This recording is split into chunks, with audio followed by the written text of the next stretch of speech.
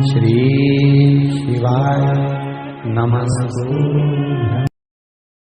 बैठे हो, भगवान की पूजन करने बैठे हो, भगवान की आराधना करने बैठे हो, तो अपनी पूजन की थाली स्वयं लगाइए। पशुपति व्रत करने वाली माताएं ध्यान रखेंगी इस बात के लिए। पशुपति व्रत की नियम, पशुपति व्रत करने वाली माताओं का नियम क्या है? कई माता कहती है हमने 2 बार व्रत कर लिया, भगवान हमारी नहीं सुना, हमने ये कर लिया, भगवान हमारी नहीं सुना। आप आए नहीं, सुबह हो गई, मेरी पूजा की थाली धरी की धरी रह गई। क्यों? उसका कारण क्या था? मतलब मेरी पूजा में कोई ना कोई कमी निश्चित। आपने पशुपति व्रत करा, भगवान क्यों ना सुने? क्यों नहीं सुने? कारण क्या है? थाली पूजन की लगा रहे हो, देवरानी का व्रत है, जेठानी सामान निकाल के दे रही है, देवरानी का व्रत है, जेठानी आटा सेक रही है सीरा बनाने के लिए, हलवा बनाने के लिए, जेठानी का व्रत है, देवरानी दूध में उकाल कर खीर बना रही है। व्रत तुम्हारा, साधना तुम्हारी, मांग तुम रहे हो। शिव महापुराण की कथा कहती है, हिचकी चली, क्या बोलते हैं, हिचकी की डुचकी है, हिचकी। अब तुमको चल रही हिचकी, तुम अपनी पड़ोसन से, जेठानी से कह दे मेरे बत्तल का हिचकी ले ले, ले हिचकी, लेगी जेठानी? सिर तुम्हारा दुख रहा, गोली निकाल कर जेठानी को दे दो, खा ले, वो पूछे क्यों? मेरा सिर दुख रहा है। हो सकता है? जम के बोलो। छींक तुम्हें आ रही, छींक तुम्हें आ रही, और तुम अपनी देवरानी से कहो छींक छींक जल्दी छींक। हो सकता है? नहीं। छींक तुम्हारी है, तुमको छींकना पड़ेगी। खांसी तुम्हारी है, तुम्हें खांसना पड़ेगा। शरीर में कष्ट तुम्हारे है, दवाई तुम्हें खाना पड़ेगी। उसी तरह व्रत तुम्हारा है, तैयारी तुम्हें करना पड़ेगी।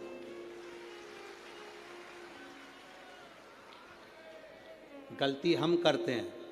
पशुपति व्रत का व्रत मैंने करा, मम्मी से कह के चली गई, मम्मी मेरा पशुपति व्रत है, मैंने शादी के लिए करूंगी या बच्चों के लिए करूंगी या इसके लिए करूंगी या उसके लिए करूंगी। मम्मी ने पूरी थाली लगा के दे दी, मेरी बेटी व्रत कर रही है, मेरी बेटी। मम्मी ने पूरी थाली लगा के दे दी, प्रसाद बना के दे दिया। बेटी ने 3 बार पशुपति व्रत कर लिया और काम नहीं हुआ। बेटी बाद में कहे कि हमने भी व्रत करा था, हुआ नहीं। उस कारण को समझना। क्या तूने तैयारी करी? तू तो केवल एक सिर की उतार रही है कि महाराज बोला है तो व्रत करना है तो मेरा काम हो जाएगा। पर विचार कर, थाली लगाती तो तेरे अंदर भाव जागता कि मैं महादेव की पूजन की तैयारी कर रही हूँ, चावल रख रही हूँ, बेलपत्र रख रही हूँ, पुष्प रख रही हूँ, एक एक चीज में महादेव जुड़ता तेरे दिल से। मैं महादेव के लिए हलवा बना रही हूँ, मैं महादेव के लिए सीरा बना रही हूँ, मैं महादेव के लिए खीर बना रही हूँ, मैं महादेव के लिए ये कर रही हूँ। हर शब्द में तेरा महादेव जुड़ता, तो पशुपति व्रत का पुण्य भी 2 व्रत होते और तीसरे में प्राप्त हो जाता। ये नियम है शिव महापुराण। नहीं चाहिए। शिव महापुराण में यह भी कहीं नहीं लिखा कि तुम भगवान को 108 या 1008 या 1008 बेलपत्र समर्पित करोगे तो शिव जी प्रसन्न हो जाएंगे। शिव महापुराण की कथा तो यहां तक कहती है, एक बेलपत्र की पत्ती को आप अगर बीच में से, ये एक बड़ी पत्ती, उसके बीच में 2 पत्ती और 2 पत्ती के बीच में जो गैप है, बीच पत्ती में, इस पत्ती और 2 पत्ती के बीच में जो जगह है, अगर आप इस पत्ती को यहां से स्पर्श कर कर, इस पत्ती को यहां से स्पर्श कर कर शंकर भगवान के शिवलिंग पर अगर आप श्री शिवाय नमस्तुभ्यम कहकर, पंचाक्षर मंत्र नमः शिवाय कहकर, षडाक्षर मंत्र ओम नमः शिवाय कहकर यदि शंकर के शिवलिंग पर समर्पित करते हो तो वो 108 बेलपत्र का काम कर जाती है। पकड़ने का स्थान देखिए,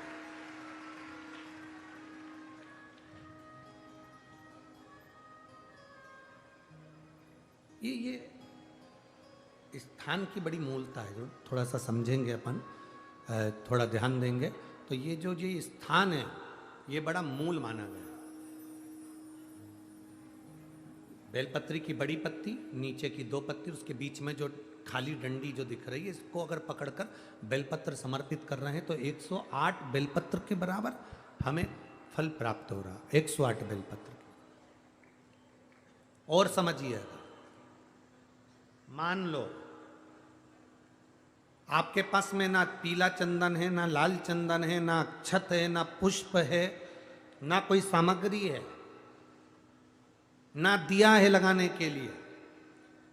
शंकर जी के मंदिर में लोटा भर के जल लेकर गए हो, आज तुम्हारे पास में हो सकता है जल भी नहीं है, लोटा भी नहीं है, तो जिस शंकर जी का दर्शन करने गए हो उन्हीं की बेलपत्र को उठाओ, और बेलपत्र को उठाने के बाद पहले अपने हथेली पर रखो, अपना हाथ रखकर बाबा से प्रार्थना कर कर बेलपत्री की मध्य पत्री, आगे वाली पत्ती को पकड़कर अगर वो बेलपत्र हम शिव जी को समर्पित करते हैं तो हमारा पीला चंदन, लाल चंदन, दिया सब बाबा को समर्पित हो जाता है उस बेलपत्री में।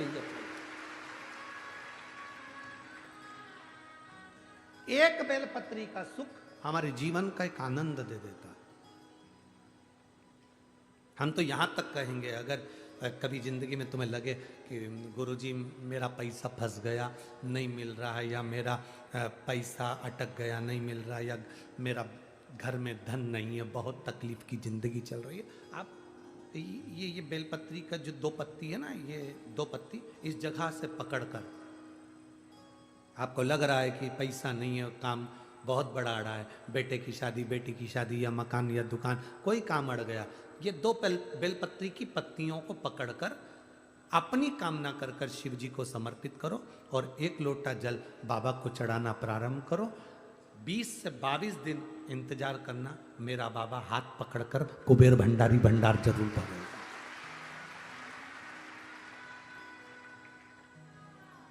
दो पत्ती को पकड़कर, लोग कहते हैं ब्रह्मा विष्णु महेश हैं बेलपत्री में, शिव जी के 3 नेत्र हैं बेलपत्री में, शंकर भगवान के त्रिशूल की 3 कोर है बेलपत्री में। हम कहते हैं अभी थोड़ा आप स्मरण करेंगे, अगर आप शिव महापुराण को अच्छे से पढ़ेंगे तो आपको ज्ञात होगा,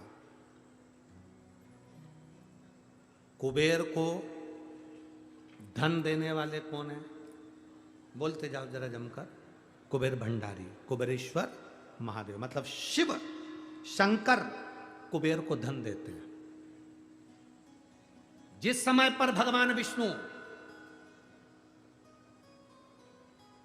संपूर्ण विश्व के कल्याण के कार्य करने लगे, कुछ नहीं हाथ में रहा, तब लक्ष्मी से उन्होंने धन लिया। आपने उन्होंने तिरुपति बालाजी की कथा सुनी होगी, लक्ष्मी से धन लिया। लक्ष्मी, इन जीवों के कल्याण के लिए तो मुझे धन दे दे। लक्ष्मी ने धन दिया। एक दिन नारायण ने पूछ लिया लक्ष्मी से, लक्ष्मी मैं नारायण, मेरे पास भी संपदा की कमी नहीं, पर तेरे पास लक्ष्मी इतनी संपदा कहां से आती है? तेरे पास इतनी संपदा कहां से आती है? लक्ष्मी जी कहती हैं, मेरी मां ने, मेरे पिता ने मुझे केवल एक ही बात सिखाई थी, किसी के आगे हाथ नहीं फैलाना है, शंकर की स्तुति करना है।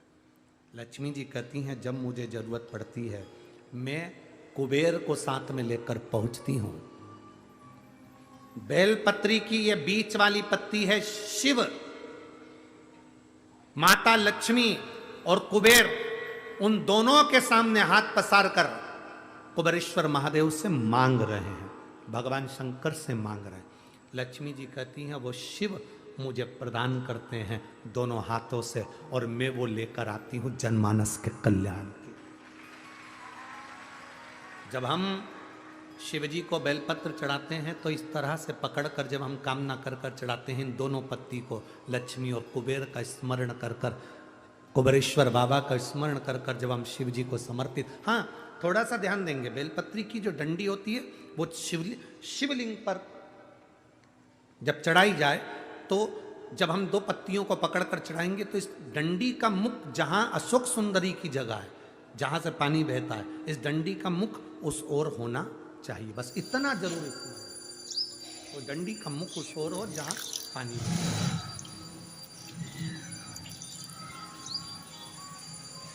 जिस जगह से जल बह रहा हुआ उस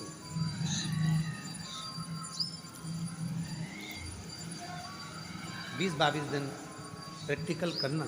सियोर वाला महाराज कहीं झूठ तो नहीं बोल रहा है, पकड़ना चाहिए। अगर झूठ बोले तो तुरंत पकड़ लो। हे महाराज, अगला पत्र तुम ऐसे ही भेज देना। ओ महाराज। ओम शिवाय नमस्तुभ्यम। तो गुरु भगवान जी बता रहे हैं इस वीडियो में कि अगर पशुपति व्रत करने के लिए आप लोग बैठे हैं तो आप लोग खुद की थाली खुद ही लगाएं, ना कि कोई दूसरा लगाए। जैसे देवरानी व्रत है तो उसका थाली जेठानी लगाए, उनकी पूजा के जो भी आप बनाए भोग वगैरह वो कोई दूसरा बनाए, तो ऐसा नहीं होना चाहिए।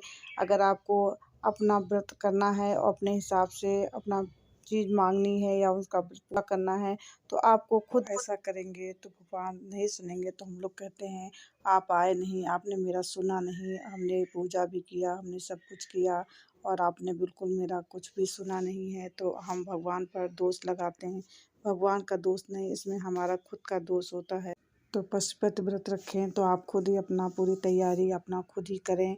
और भगवान भोला पे अगर आप बेलपत्री चढ़ाते हैं तो बेलपत्री का मुख आपके तरफ, जो डंडी है वो आपकी तरफ होनी चाहिए, उसको पकड़ के आप बेलपत्री चढ़ाएं। इसलिए पशुपति व्रत का ये ऐसे ही पूरा पूजा की थाली सजा लें और खुद ही सजाएं, खुद ही भोग लगाएं तो भगवान ज़रूर सुनेंगे। तो ये रहा आज का वीडियो। आप पशुपति व्रत कैसे रखनी है इसका पूरा वीडियो आपने देखा सुना, और आपको ये वीडियो अच्छी लगे तो ज़्यादा से ज़्यादा शेयर करें, लाइक करें, कमेंट करें, बेल आइकन दबाना बिल्कुल भी ना भूलें। पशुपति व्रत का संपूर्ण विधि आपका इस वीडियो में है, और आप जो न्यू हैं वो मेरे चैनल को सब्सक्राइब करें। कमेंट बॉक्स में ओम शिवाय नमस्तुभ्यम ज़रूर लिखें। नेक्स्ट वीडियो में आप सभी से फिर मिलते हैं।